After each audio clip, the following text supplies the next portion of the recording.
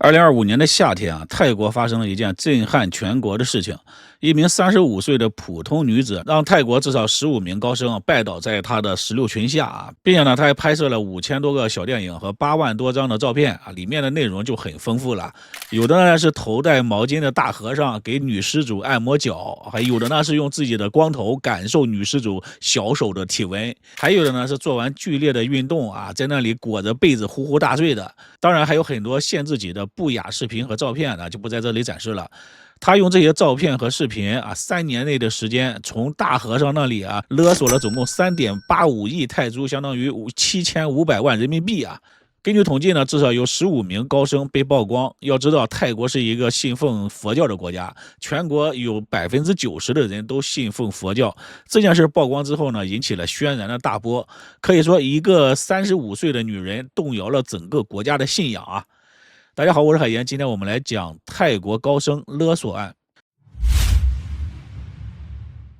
这名女子呢，全名叫做薇拉万，网上大家都叫她高尔夫小姐。1990年出生于一个普通的家庭，今年35岁啊，因为没有背景也没有学历，很早呢就辍学混社会了。所以呢，她从小啊就知道赚钱的重要性和赚钱的不容易。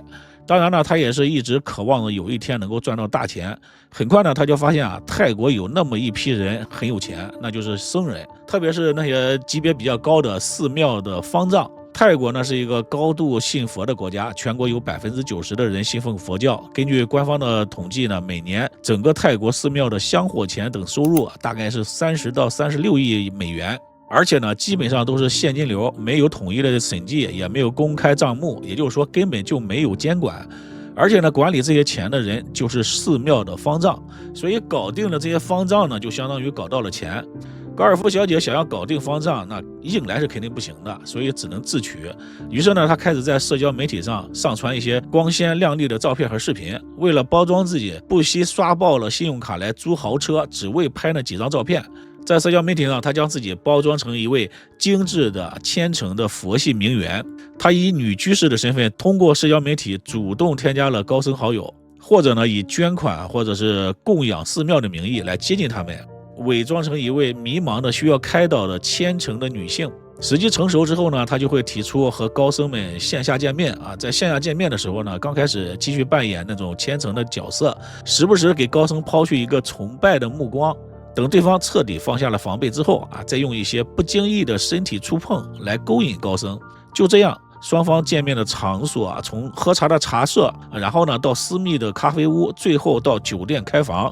高尔夫一步一步地将猎物引入了自己的陷阱，偷拍的照片和视频就成为了高尔夫小姐捏在手里的筹码。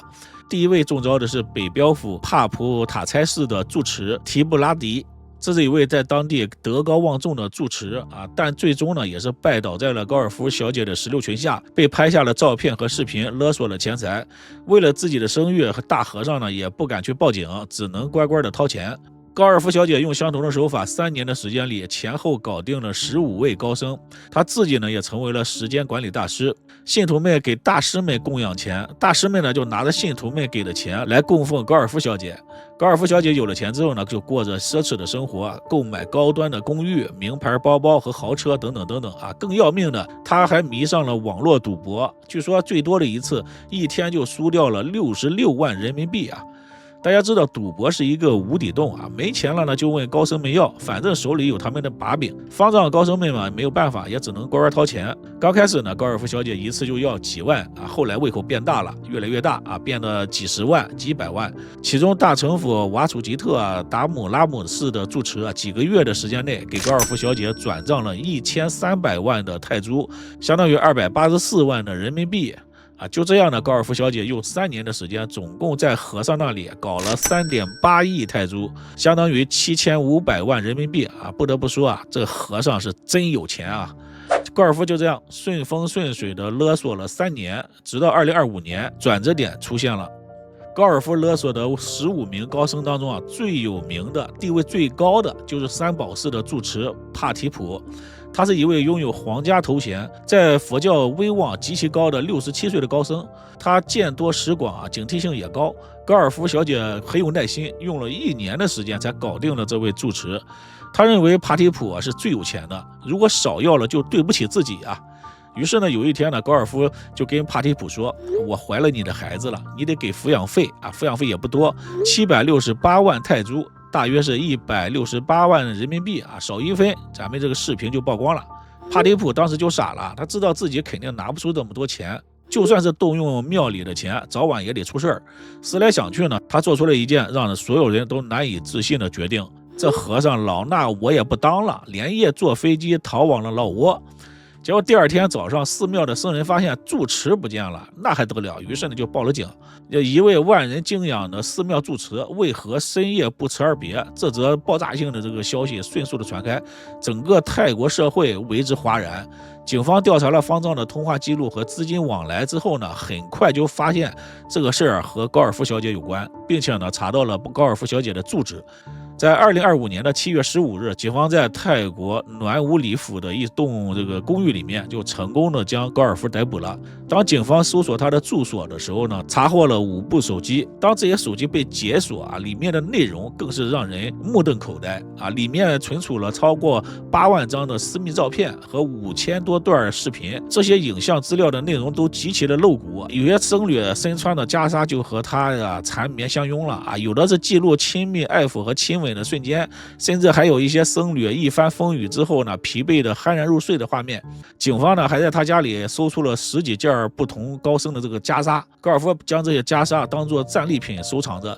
更惊人的是，高尔夫小姐银行账户在3年内的资金流动的总额竟然高达3.85亿泰铢，而这些钱多数都来自于寺庙的公共账户，也就是信徒们供奉的钱。这事儿一爆出来，这个泰国老百姓都直接炸锅了。要知道，在泰国和尚的地位非常高，和尚就是道德模范呀，很多信徒的信仰就瞬间崩塌了。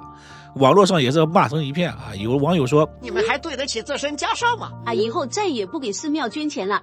我们信的是佛，不是你们这些花和尚。”泰国的官方也成立了调查组处理此案，并且呢实施了一些佛教的改革，至少有8名有名有姓的高僧被扒了袈裟，赶出了佛门；2名高僧呢被泰王收回了封号。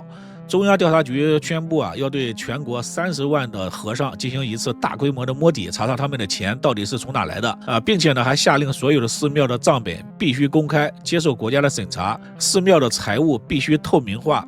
国家呢还制定了新的法规，以后和尚但凡和女性发生关系，那这个和尚最高可以被判7年的刑期。国家还设立了佛教的举报电话鼓励群众的监督。而这一切的始作俑者高尔夫小姐呢，因为敲诈罪传播不雅视频等罪名被抓，估计呢得坐10几年的牢。在法庭上呢，他还说了一句话他说他们自己想修行，却连最基本的戒律都守不住，这能怪我吗？最后呢，还有一点，很多网友对于高尔夫的形象有一些疑问这是高尔夫被捕时的照片，他这个形象只能说是一个普通的中年妇女，和漂亮2个字根本就不沾边，所以大家都很好奇，这些和尚难道眼睛不好吗？或者说真的不挑食吗？大家对此呢有什么看法？欢迎评论区里留言。今天就到这里了，感谢收看，我们下期再见。